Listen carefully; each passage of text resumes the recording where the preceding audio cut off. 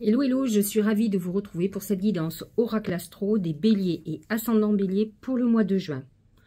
Le karma, le nœud nord, est en bélier dans votre signe entre 14 degrés et 11 degrés. Il faut savoir que le nœud nord ne tourne pas dans le sens des aiguilles, mais à l'inverse.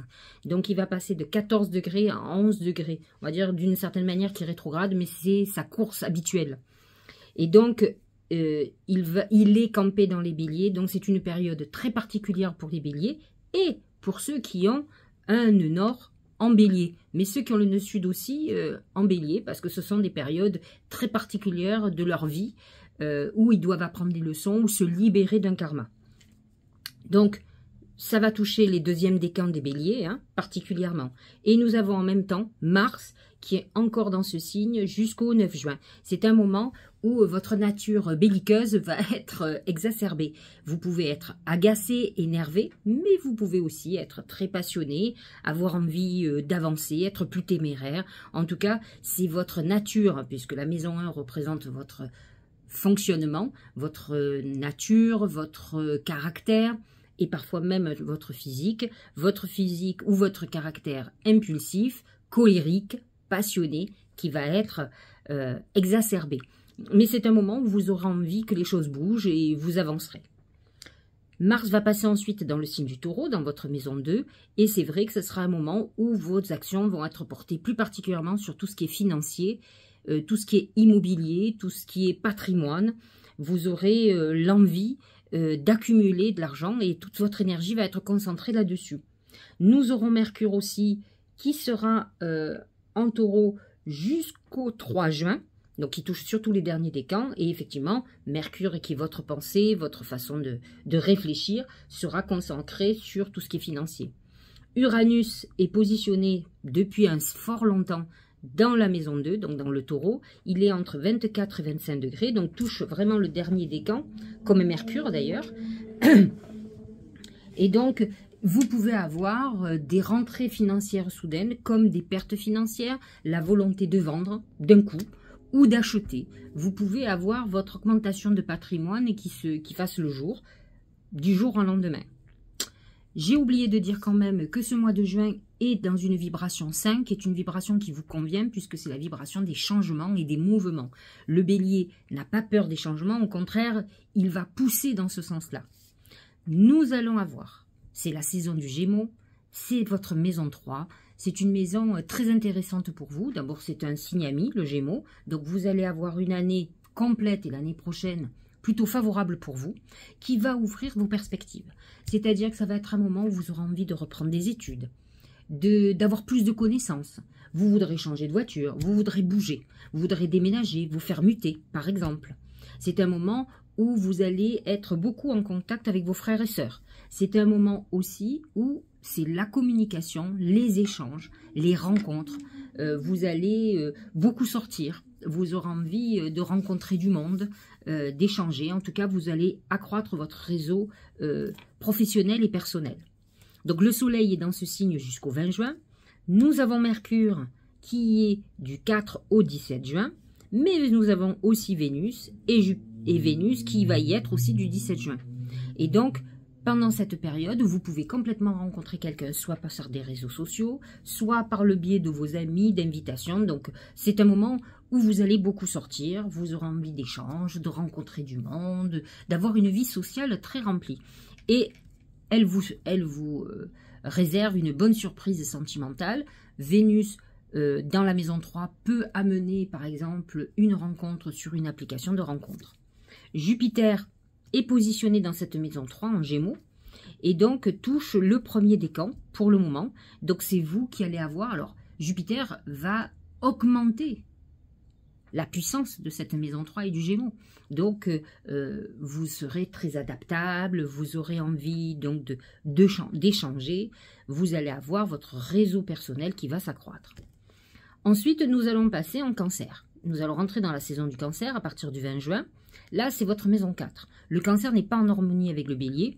L'eau éteint le feu, on va dire. Et donc, cette maison 4, c'est la maison du foyer. Alors, ça peut être aussi bien la famille, dans sa globalité, les parents, etc., que la famille que vous avez construite, c'est-à-dire vous, votre femme, votre mari, vos enfants.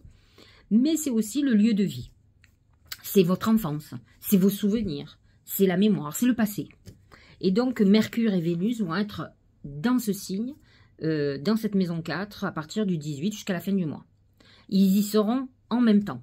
Hein, ils sont tous les deux au même degré en même temps, et ils rentrent tous les deux le 18. Donc, ils sont en conjonction, comme on dit, hein, ce 18. Et donc, effectivement, vous pourriez rencontrer quelqu'un avec qui vous ayez envie de construire. Ça peut être un moment où on a besoin d'embellir sa maison, son lieu de vie. Ça peut être un moment où on a envie de réunir la famille, de se réconcilier. On peut être dans une période nostalgique liée au passé. Nous avons Pluton qui est en Verseau, qui est un signe ami aussi, qui est en maison 11, qui est une maison de protection. Pluton en maison 11 peut être, par exemple, la perte de quelqu'un de proche, de quelqu'un d'âgé aussi, de quelqu'un qui vous a beaucoup aidé, mais vous aurez aussi la chance d'avoir beaucoup de protection de vos défunts qui vont être hyper puissantes pendant tout le séjour de Pluton dans votre maison 11, mais ça peut être aussi une période, alors pas obligatoirement ce mois de juin, mais une période où on perd quelqu'un de très proche, sur lequel on pouvait compter, qui compte pour vous en tout cas. Le Poisson, lui, positionné dans votre maison 12. Alors, nous avons Neptune, qui amène des soucis de santé, des soucis psychologiques. Alors, bien sûr, ça ne va pas toucher tous les béliers. Mais c'est vrai que j'ai souvent vu des béliers qui étaient du mois de mars, qui avaient des problèmes psychologiques, des problèmes d'addiction aussi. Ça amène des infections, des soucis qui font qu'on est enfermé, on peut être hospitalisé. On peut être emprisonné aussi. Hein. Neptune en Poisson touche surtout le dernier décan, mais il a touché tous les décans. Et là, il touche particulièrement les derniers décans des béliers qui sont pratiquement taureaux, donc 19-20 avril. Saturne est positionné dans cette maison 12, vous amène, Saturne, n'oublions pas que c'est le dieu du karma, et là, il réenchérit, on vous met dans des épreuves karmiques, on veut que vous changiez votre vie, votre manière de fonctionner. Vous pouvez être amené à découvrir des secrets. Si vous êtes dans des doubles vies ou si vous cachez beaucoup de choses, vous pourriez être découvert. Voilà pour l'astrologie. Voyons la nouvelle lune qui est en Gémeaux, maison 3, le 6 juin, très favorable pour vous, qui est liée à tout ce qui est communication. Et la pleine lune du Capricorne, qui est Cancer-Capricorne, c'est votre axe 4-10, qui oppose vos ambitions à la famille. Et là, pour le coup, c'est la famille qui va être mise en lumière à l'opposé de vos ambitions. Donc, vous pouvez avoir une activité professionnelle qui a gâché peut-être votre vie de famille ou qui a gâché votre famille tout court. Donc, à vous de voir ce que vous devez réguler, comment vous devez rééquilibrer tout ça. Nous allons regarder ce que nous disent les oracles. On va commencer par l'oracle magique du mar de café. C'est le bateau. Le bateau représente les voyages. De toute façon, avec un amas de planètes en maison 3, vous aurez la bougeotte. Alors, ça peut être des petits voyages par le train, par la voiture, en vélo, comme vous voulez. Mais c'est aussi les grands voyages, l'envie de partir. Le bateau représente une nouvelle aventure et Dieu sait si vous êtes toujours enclin à repartir à l'aventure. Il y a un côté chez vous passionné, qui a peur de rien, qui a envie de nouveautés. C'est ça qui compte.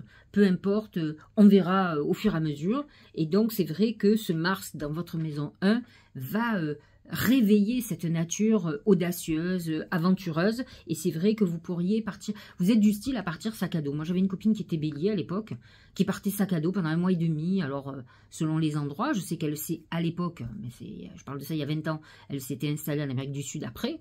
Mais pendant des années, elle partait, elle économisait toute l'année pour partir 1 mois et demi. Donc c'est le style aventurier qui a besoin de ça.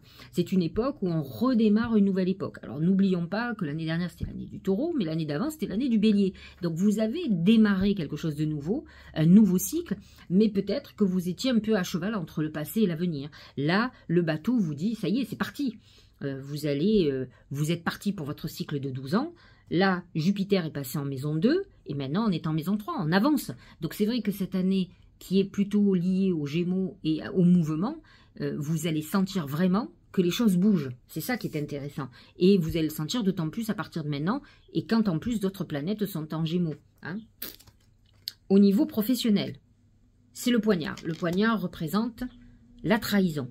Mais ce n'est pas que la trahison, c'est aussi la rupture conventionnelle, la rupture avec un associé, la rupture avec un boulot, avec des idées que l'on avait. On peut arrêter une activité qu'on avait en indépendant, mais parce que peut-être vous avez été trahi. C'est vrai que quand on a été trahi, c'est difficile de remettre du cœur à l'ouvrage.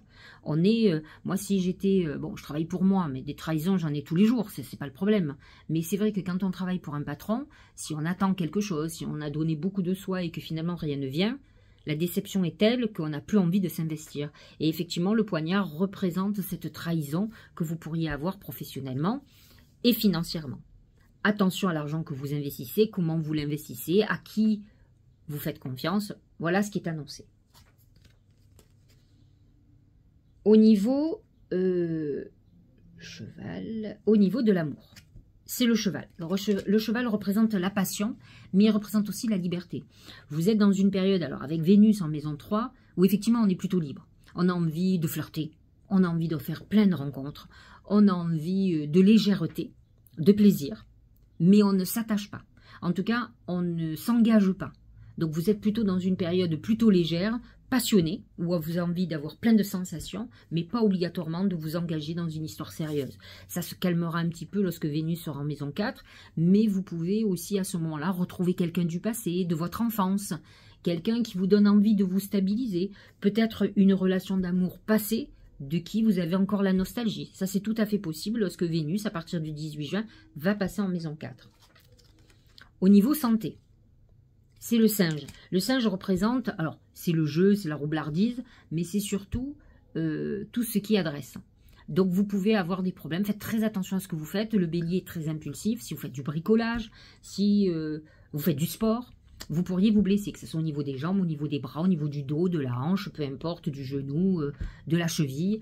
Il y a une notion de méfiance dans votre mobilité en tout cas, et dans tout ce que vous allez pouvoir faire en sport. C'est peut-être pas le moment de faire de la croix-blanche. Et Dieu sait si les béliers sont très kamikazes. Ils aiment les sports extrêmes, ils aiment la sensation. Donc, je ne vous conseille pas au mois de juin de le faire, alors que vraiment, toutes les planètes en Gémeaux vous amènent à faire... Alors, on est plus branchés, les Gémeaux sont plus branchés vitesse et tennis, tout ce qui est adresse, etc. Mais le singe représente l'adresse, donc attention au sport que vous faites et à ne pas vous blesser. J'ai demandé à mes guides comment la chance allait se manifester ce mois-ci, et il sort le palais. Le palais représente le foyer, la famille, votre lieu de vie. Vous pouvez, par exemple, hériter d'un bien. Ça peut être un coup de chance. Vous pouvez avoir des personnes de votre famille qui vous aident, qui vous tendent la main, qui vous hébergent, qui seront là pour vous. Et peut-être que ça va remettre en question votre manière de fonctionner. Le bélier est un signe très ambitieux, qui a pu oublier le côté familial. Alors faites très attention quand même, parce que dans le mar de café, quand on est bélier, enfin en tout cas quand le bélier ressort, on est beaucoup au service des autres. On s'inquiète beaucoup pour les autres. De toute façon, c'est un signe d'inquiétude, hein, le bélier. Hein. Il est lui aussi au rythme des émotions et de l'énergie.